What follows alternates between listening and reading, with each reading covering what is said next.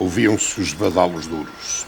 Entre eles, chocando maduros sons de quem desce a correr as pedras cinzas irregulares, como quem tem pernas metálicas que escorregadias andam à chuva.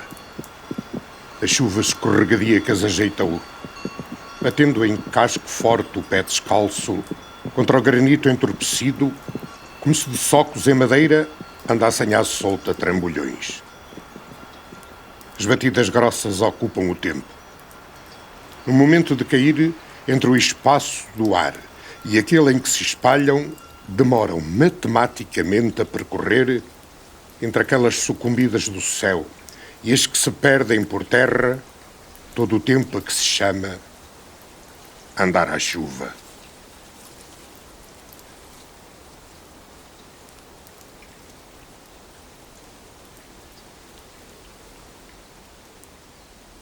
Entranham-se no pelo e empernaltam-se até ao chão. Nesse momento, lameiam-se engrossando o manto aveludado que espaçadamente, qual massa de chocolate qual quente, se acautela à taça e derrete a terra de mão em mão, vindo, mais tarde, nevoeiradamente a envolver o musgo das encostas resvaladas. Nesse momento, de socalcos erguidos, tornam-se irregulares os cânticos desafinados. Finados os tempos em que jamais se não recordam as imagens lânguidas investidas de memória em vão. Resta apenas lamber os dedos das sobras derrapadas ao tacho. Mas nunca antes os socalcos de quem os bate silenciosamente se esquecem das imagens dali. Nesse dia, falava comigo o silêncio de tão só que se encontrava, falava só. Só, mas não sozinho. As pingas anteriores preenchiam-lhe o olhar e perante esse horizonte completo ao tempo, encontrava-se a névoa madrugadora levantada na noite anterior, sem vontade nenhuma de se deitar.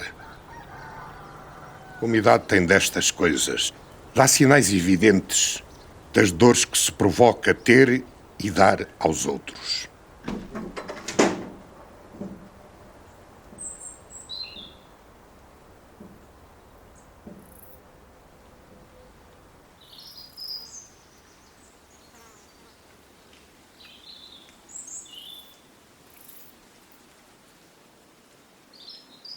Assim começa esta história, na umidade das coisas inequívocas. Corri a cortina na velocidade maior que consegui. Clareou o dia, não pela cegueira que radiou. Corri para a cama. Fechei-me nos cobertores com o nariz ainda de encontro à corrente de ar. Aquela que faz de mansinho arrepiar os segundos entre o levantar e o abrir da pestana. Corri na cama novamente e, sem sair dela, vincadamente logo abracei os músculos de arrepios para logo os distender em calafrios.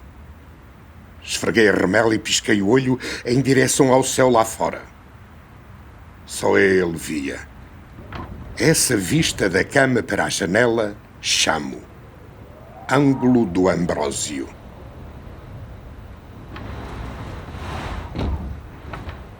No dia anterior desviei-me inequivocamente do sentido da peregrinação. É comum acontecerem estes desvios no caminho que damos como certo. A mudança de direção, o desvio. É um ato de autoconhecimento ir pela via dos descompropósitos mentais próprios. Não mais é que um truque. Ao truque chamo-lhe prova. Quanto ao lugar onde me encontro hoje, só poderei fazer o reconhecimento quando me levantar. Naquela noite estavam os garranos plantados no lugar do outeiro. A flora rasteira e as pereiras selvagens rareavam.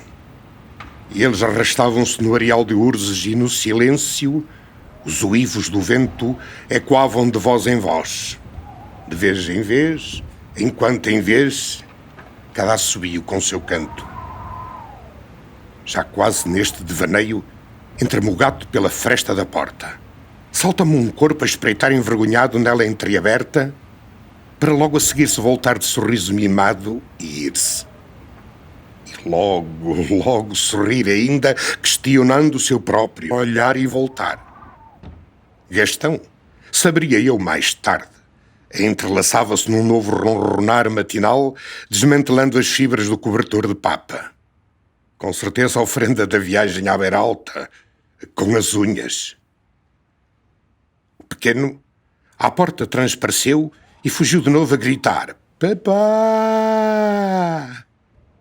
Os sinos refastelaram-se repicadamente. Bombas foguetes abrem-se no ângulo do Ambrósio. E quase penso que estala uma guerra, que morreu ali antes de acordar, de susto, de horrores de não ver o mar. Ouço o som teste. Estala o altifalante, ora sim, ora não, e fende-se a festa em acordeão. E enterro-me na cobardia de não me levantar, e levanto-me derrompante. Mas todos estavam inquietados. Melhor, nem todos, mas muitos, corriam. Misturavam-se verdadeiramente pinceladas desnorteadas em manchas desfocadas. Em sombras que há bem pouco no teto embalavam o meu entorpecido olhar e esvoaçavam para com o pó como quem dança. Da terra vinha aquela pasta aromatizada em massa, de saber vinha o aconchego da molda daquelas mãos. Minha querida neta, seja bem-vinda. Anda, come esta sopinha de aconchego. O Manelito foi com o pai ver os garranos. E logo estão de volta. Bom dia, avô, perspicou. As caixenas já desceram a encosta. O gado enfeitou a Sara Maria durante toda a noite. Estão coloridas as churritas. Não é que são as adotadas lá pelos lisboetas. Vou-te pedir umas fotos para lhes enviares nessas modernices. O avô, de estradas vincadas pelo rosto, no rosto, nas mãos, havia já começado a acalentar o pote na lareira. Não só lhe aconchegava o peito de os ter ali, como lhe preenchia o sorriso gordo de domingo farto. O cheiro das carnes percorria o corredor. O dos fumados ia de encontro ao relógio onde se debatia com o tempo. O da cura. O do cozinhado. O dos cepos. Estalavam em algazarra vindos da cozinha e ecoavam por ali fora, sintonizados com o ranger da madeira a cada passo. A casa parecia envolver todos aqueles encontros numa perícia incontornável da memória e da saudade. Vim para ficar. Queria revoltar os silêncios da calma fora da cidade. Num linho antigo, a toalha bordada desprendia-se de histórias. Caía como se desenrolassem segredos toda.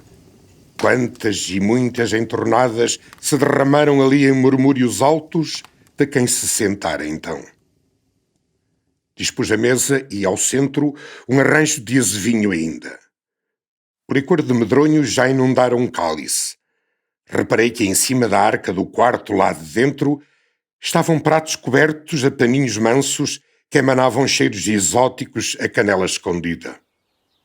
Voltei. À porta de entrada da cozinha planavam as camélias brancas do lado de fora e voltavam à terra como tudo que nasce sem pressas, acumuladas na escada de granito. Girei o pescoço e no contraste do interior consegui definir a peça. O galo tosco empoleirado pouco acima da acendalha vigiava o pote. Olhava simultaneamente para outros de pescoço colado. Esguiamente, senti-me observada, observando-o. Não fosse ele cantar o que eu vira na cozinha ao longo dos anos. A sua veste de pintura desvanecer em cores pastel. Mas a indumentária servia-lhe muito bem o porte. Era quase relembrar o verão, quando, altivas as mulheres, vinham enredar-se nas saias de lá fresca e rendas e colocar o ouro ao peito. Reluziam esperança e mão assertiva no futuro. Blindadas, quase ninguém lhes feria o coração. Eram como que 1000 enredos entrelaçados de bondade. mulheres do Minho, ó escravas desta terra, senhoras da coragem. E quando o galo se atirava, ai dele! Aos cantares de galo temos bom remédio. Arroz de cabidela. Saí derrompante. Contornei a corte, entre o musgo verde calcetado nas pedras, quase tombei ao virar da eira. E lá estava. Este recanto encimado no outono a cachos verdes sombreavam a entrada do calor as vinhas, agora cruas em espetos molhados. Entrei. No imediato, o cheiro arrebatou-me o pensamento. Para trás, ficara o do pão amassado e a leveza do molde da mão que transforma a massa em forma. Estendia-se pelas tábuas distendidas na oficina, premonitoriamente organizadas na seca de cada peça. Da entrada surpreende-me o avô. Oh, meu doce, alcança ali aquele toco para avivarmos o fogo antes de irmos, enquanto torneio este barro para a entrega na festa. Fui buscar o cepo estendido na eira. A eira. Esse lugar maciço de lajeado pleno e sólido refletia a sabedoria antiga de acolher a debulha, ou os amigos e os dizeres em tempos de sol robusto. Ali eram aquecidos na malha ou ouvidos os bem-cantares. Aquele pedaço de lugar, a eira, era o espelho mais lúcido do avô e serenamente de quem se deixava ali estar. Paraste, minha querida? Suportou a ombreira da porta. O lintel, abaixo o tão, obrigava cada um que entrava a curvar-se perante o degrau interior. Olhava aquele entardecer quando era menina e todos seamos aqui. Lembras-te? Assim como as pedras que hoje piso. Final de verão aceso. No sopé tínhamos recolhido o milho. Aqui o desfolhamos uma a uma. Semanas mais tarde apertaríamos os caixos contra o outro sopé. Dos pés. E nenhum mosto viria a apagar a lembrança do cheiro da moinha espalhado pelos ares da aldeia. Ao redor dos quentais, nessa merenda grande oferecida, viria fatalizar na memória a história do que seria o último grande milho. Lembro-me nas curvas do carolo o contorno de cada uma, e onde a separação do centro com o grão e a vida posterior era a semente de milho rei. E tudo o que isso significava. Era o último casamento, e tudo o que amava era em cada uma ser rei por um dia e ter ali a preciosidade mais valiosa das espécies da terra. A vida das sementes tinha vindo a ser catalisada pela sobreposição de novas gerações, sem pressas de atrasos e com ritmo de produção atroz. Aquele dia simbolizava um recomeço. Como assim? Um novo início? Indaguei.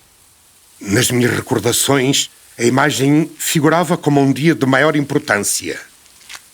A ida para o estrangeiro arrefecera-me a mente, e avô Álvaro passava agora a relembrar. Foram dias muito difíceis, sobretudo para aqueles, e poucos, digo, que observaram o futuro em antevisão, sabendo da regeneração necessária a tomar perante as mudanças que estavam a acontecer. Do saber fazer não havia registro até então, e tudo era, naquela época, produzido em escala massiva. Produção de extensão, mato para burros, fogos ardentes, milho transgénico e galinhas loucas. Engalinhadas em prisões, as pessoas acorriam em maleitas perecíveis ao que não tem parecença. O pensamento esvaíra-se. As algas inundaram as dunas. Ou por leis, ou por já não haver bois, as mós pararam as velas e os labradores não nasceram. As casas retorceram-se em turismo bravo ou morreram entregues à velhice. O mar plástico baloiçante sem ritmo entorpecido, e a chuva também sufocava o peixe e a nós. E as terras, inundadas pouco a pouco, tanto a tanto, na maré já é maior era o pranto. Contou. Absorver-me o pensamento as palavras do avô. Recriei quadros entorpecidos, segundos que não parei, momentos que não pensei. Olhei-o. Naquele horizonte profundo, aliado, amparou-se-me no braço uma quentura e caminhámos juntos. Tropeçámos no murete da fonte, onde 3 cabeços nada jorravam. No leito, a água das chuvas tempestuosas quase afogava os gargalos onde outrora cuspiam frescura. E o inverso dos dias à nova normalidade era absorvido num pantanoso leito, onde uma mão ou uma boca, sedosa por água fresca, prontamente se embarraria de engasgos de terra a saber a ferro e de sede por matar.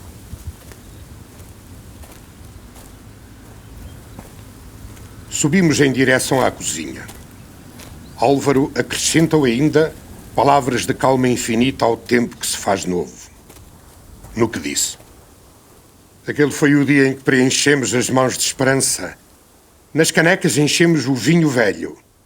Aquecemos o peito em direção ao germinar, ainda que distante, de que se não perdessem os milagres.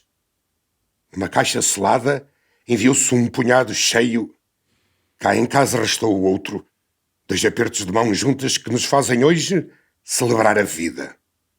Para que a mão que aqui semeou seja guardiã de sementes sempre. E nunca se extingam essas espécies que um dia o humano ameaçou. Que se colha e volta a semear o ciclo da regeneração natural, das coisas e seres que nos alimentam, o espírito e a mente. E que nos espigueiros encontremos sabedoria para conservar, sabedoria para partilhar, sabedoria para rejuvenescer, para encontrar na peregrinação o caminho da natureza e do outro. Sejamos todos guardadores de sementes, que de uma colheremos o mundo.